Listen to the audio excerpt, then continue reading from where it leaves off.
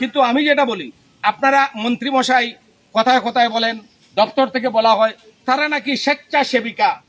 আরে স্বেচ্ছাসেবিকা যদি হয়, মন্ত্রী এমএলএ তারাও তো স্বেচ্ছাসেবক, মানুষের সমাজের জন্য কাজ করতেছেন।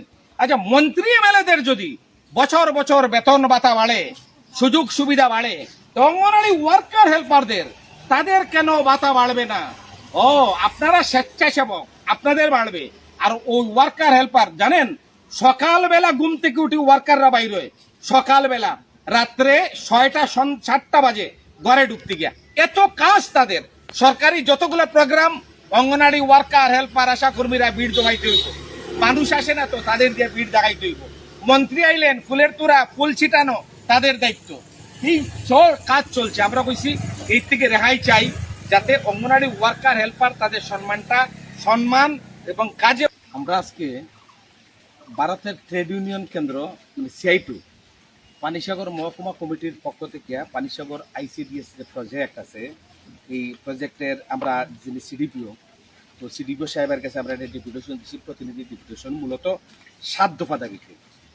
দাবিগুলির মধ্যে হচ্ছে, আমরা এই সময়ের মধ্যে যেটা দেখছি, আমাদের রাজ্যে প্রায় 33-34টা বিভিন্ন স্কিমে সামাজিক সহায়তা প্রকল্পে মানুষ ভাতার সুযোগ পাচ্ছেন।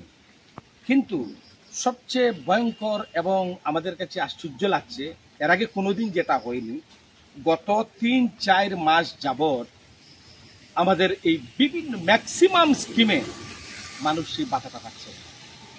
অথচ প্রতিদিন মানুষের তারা খবর নিচ্ছেন, খোঁজ নিচ্ছেন, ব্যাংকে আসছেন, একটা হয়রানি হচ্ছে। এটা যাতে মাসে মাসে প্রদান করা হয়, আমরা সেটা দাবি করেছি। দ্বিতীয়ত হচ্ছে, গত 8 বছর থেকে, মানে বিজেপি জোট শাসন আসার পরের থেকে হাজারে হাজারে ওই ভাতা প্রকল্পে 33টা-34টা প্রকল্পে স্কিমের আবেদনপত্র জমা পড়েছে। এই সময়ে কয়েক হাজার আবেদনপত্র আমাদের অফিসে আছে, গোটা রাজ্যে এইভাবে হাজার হাজার আছে। কিন্তু লক্ষ্য করা যায় 6-7 মাস 1 বছর পরে পরে মাত্র সামান্য কিছু ভাতা স্যাংশন আসে। এও যেটা আসে, এটা দেখা যায় ওই বিজেপির মন্ডলের নেতা, বিজেপির যারা বিভিন্ন নির্বাচনী মানে কর্মকর্তা, ওই তাদের আত্মীয় স্বজনের মধ্যে ভাগ বাটোয়ারা করে। সাধারণ মানুষের এই সুযোগটা আর জুটে না। তো আমরা দাবি করছি এই বিষয়টা নিরপেক্ষ তদন্ত করে যারা প্রকৃত অর্থে গরিব, বিপিএল, এই সমস্ত মানুষদের এই সুযোগ দেওয়া যায়, তার উদ্যোগটা নেওয়া। এবং কেন হবে না, যারা এই প্রেয়ার করেছেন, বামফ্রন্ট আমলে যদি এই এক এক করে 4.5 লক্ষ মানুষকে ভাতা দেওয়া সম্ভব হয়েছে, কেন এই 8 বছরে আরো 3 লাখ ভাতা দেওয়া যাবে না? এটা আমাদের কাছে আমরা দাবি জানিয়েছি। 3 নম্বর যে বিষয়টা আমরা বলার চেষ্টা করেছি, অঙ্গনারী কর্মী এবং যারা সহায়িকা, তাদের সাম্মানিক যে ভাতা, এইবারে চলতি বছরের গত এপ্রিল থেকে ভাতা অনিয়মিত, মানে তারা সেই টাকাটা পাচ্ছেন না। অথচ আমরা লক্ষ্য করছি হঠাৎ করে কিছু টাকা দেওয়া হয়, আবার ওই মানে অর্ধেক অনিয়মিতভাবে। এই বিষয়টা নিয়ে অঙ্গনওয়াড়ি ওয়ার্কার হেল্পাররা প্রচণ্ডভাবে তারা মানে কষ্টে জীবনযাপন করছেন। এবং আমরা এও দাবি করেছি, মাননীয় সুপ্রিম কোর্টের রায় অনুসারে কর্মী সহায়িকাদের তাদের যে সাম্মানিক ভাতা যেটার বৃদ্ধি হয়েছে, এটা আমাদের রাজ্য সরকার সেই ভাতা যাতে বৃদ্ধি করে তাদের নিয়মিত করা হয়, দেওয়া হয়, এই আবেদন জানাচ্ছি। পাশাপাশি অবসরপ্রাপ্ত যারা কর্মী সহায়িকা আছেন তাদেরকে গ্র্যাচুইটি প্রদানের ক্ষেত্রে আমাদের এই রাজ্যের এই দপ্তর যাতে উদ্যোগ গ্রহণ করে, সরকার উদ্যোগ গ্রহণ করে, আমরা আবেদন জানাচ্ছি। 4 নম্বর যে ব্যাপারটা হচ্ছে এফআরএস, যেটাকে ফেসিয়াল রিকগনাইজ সিস্টেম যেটাকে বলা হয়, মানে মুখমণ্ডলের ছবি দিয়ে এটা ওই যে মা শিশুদের পুষ্টির আহারের ব্যবস্থা করা হয়। কিন্তু এতে লক্ষ্য করা গেছে এই সুযোগ থেকে শত শত শিশু মায়েরা বঞ্চিত হচ্ছেন। যেমন একটা মোবাইল দিয়ে ফটো তুলছেন, ফটো যার মোবাইল দিয়ে তোলা হচ্ছে ওটিপিটা যাচ্ছে ওই স্বামীটাকে, ধরুন ওই বেঙ্গালুরে, কিন্তু সেখান থেকে আর ওটিপিটা ফিরে আসছে না, যার কারণে এটা হচ্ছে না। কোনো জায়গায় নেটের সমস্যা, এই কারণে শত শত মা শিশু এরা এই সুযোগ থেকে বঞ্চিত হচ্ছেন। এই বিষয়টা যাতে বিকল্পভাবে তাদের যাতে এই সুযোগ থেকে বঞ্চিত করে না হয়, এই ব্যবস্থাটা তারা দেখে, তার জন্য আমরা দাবি জানিয়েছি।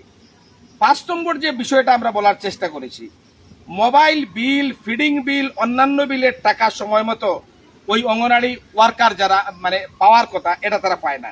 এমনকি কন্টিনজেন্সি বিল যেটা 3 মাস অন্তর 500, বছরে 2000 টাকা দেওয়ার কথা, এই দেখা যায় 3 মাস অন্তর যে 500 টাকা দেওয়া, এটা 6 মাস 7 মাস গত হয়, এই টাকাটা পাওয়া যায় না।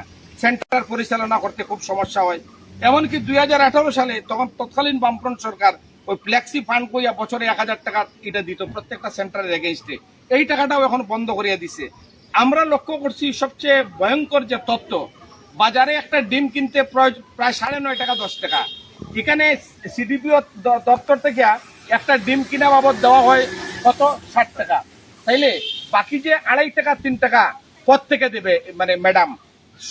আপনার ওই যে সর্ষের তেল 1 লিটারের দাম ধরা হয় তাদের সরকারিভাবে 110, কিন্তু বাজার থেকে কিনতে লাগে যারা মন্ত্রী এমএলএরা যে তেল খান, এই তেল খান আপনার 300 টাকা লিটার। ওই একদম দারুণ দারুণ তেল খান।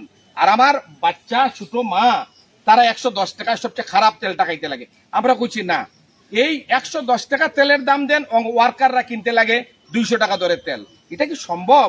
শুধু কি তেল না, তো সুজি, সয়াবিন, মুড়ি, চানা, তেল, মশলা সব কিছুর যে দাম, সরকারি দাম কম, অথচ বেশ দাম দেয়া ওয়ার্কাররা এগুলা কিনিয়া মেনটেন করতে হয়, তাও টাকা মাসে মাসে পায় না, টাকা তাদের দেওয়া হয় না।